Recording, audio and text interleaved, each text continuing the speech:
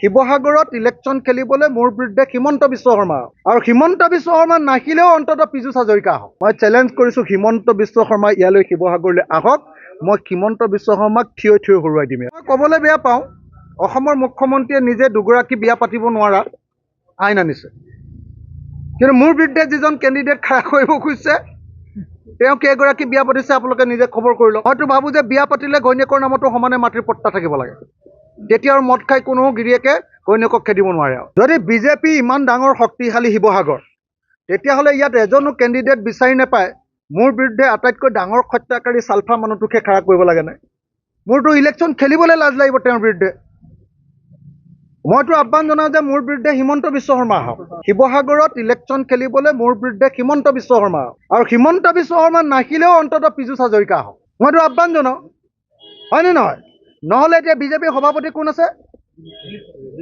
বিজেপিৰ সভাপতিৰ নামটোতো কোনেও নাজানে, অকল CMৰ নামটোহে জানে, হয়নে নহয়?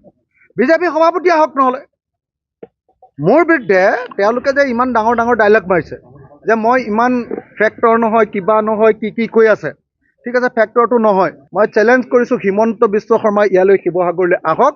মই হিমন্ত বিশ্ব শৰ্মাক থিয় হৰুৱাই দিম ইয়াত। Thank U.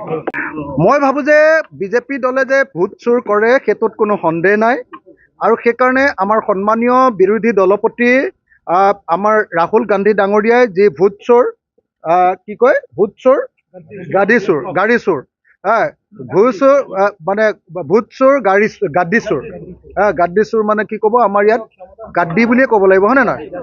গাড়ী চোৰ, ভোট চোৰ গাড়ী চোৰ, এই যিটো শ্লোগান দিছে এইটো এটা সঠিক শ্লোগান।